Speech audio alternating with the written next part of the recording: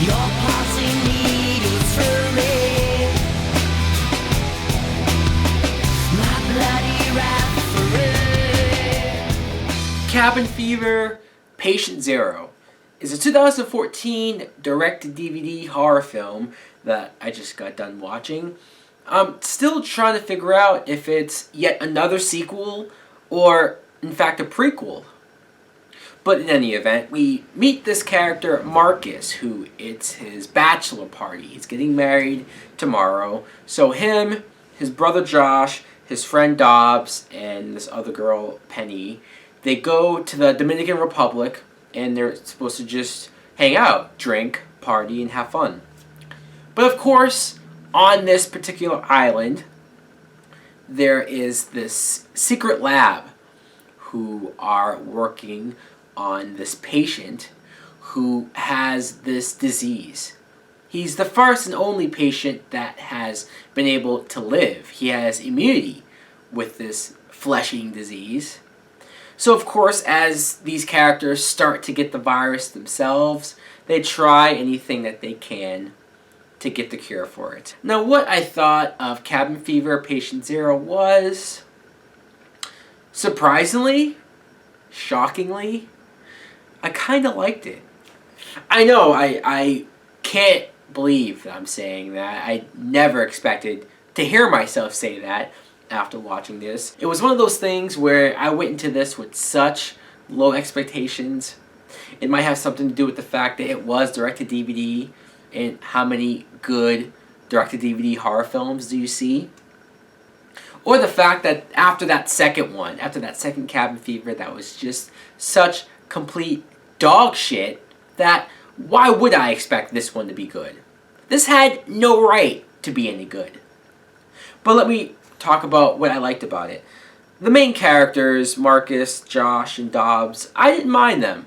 I didn't think the acting was like the greatest, but it wasn't all that bad either. Just like the first movie, what I like about this premise is how realistic it is. And I think that it helps, especially with this movie, the timing of when it came out, because clearly it wasn't supposed to happen like this, but it came out while we're still going through the whole Ebola scare. And I think there's a good parallel to what this movie is about, ironically enough, and to what I feel like the rest of the world right now is going through, that I like the plot, if nothing else, for that. And I thought for most of the movie, it did take this whole flesh-eating disease pretty seriously. Dare I say more serious than the first film, until you get to the end. And that's where it starts to go over the top and just completely out of this world with it. But even by that point, I really didn't mind it. One character I want to mention, Penny, who's played by this actress, Jillian Murray, who I've never seen before this, but man, was she smoking hot or what? But of course, you have a moment where she goes up to Marcus, who in fact is getting married, like I said, and she just takes her top off and tries to hook up with him. She mentions how years ago they hooked up, so she thinks they should be together. And you go like, ah, okay, it was too good to be true. A hot chick like this, there had to be some type of flaw to her character. But she's the first one to get infected, and the effects for how the disease looked, how it started as like a rash, and then your skin started to bubble, and then when your skin starts to peel, I was impressed with the effects here. I mean, they're a hell of a lot better than the effects in the second movie, of course.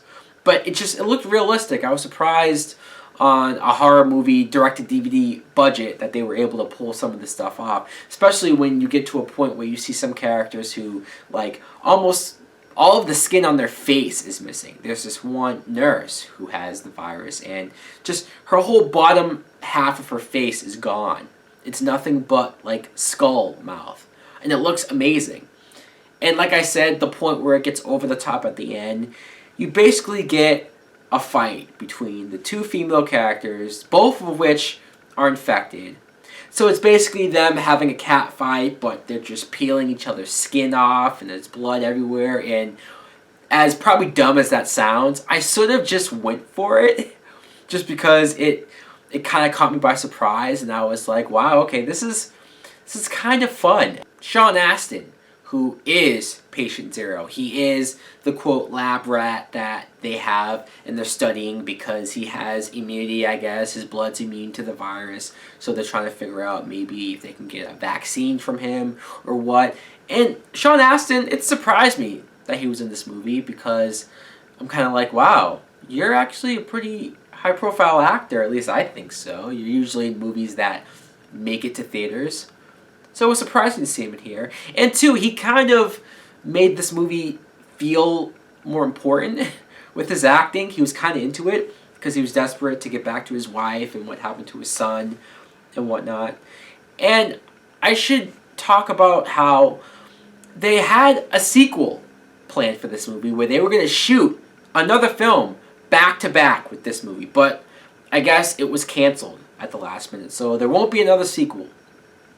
And even though I enjoyed this movie, it's probably a good thing because, yeah, they surprised me with this one and how much fun I kind of had with it.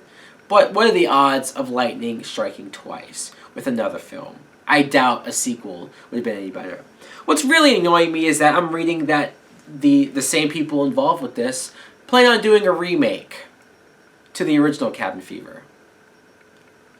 Fuck! How many fucking horror movies that I've watched, that I've kind of grown up to, that I just really enjoy, are going to be remade? By this point, we're getting into after the 2000s, and now those movies are going to get remade?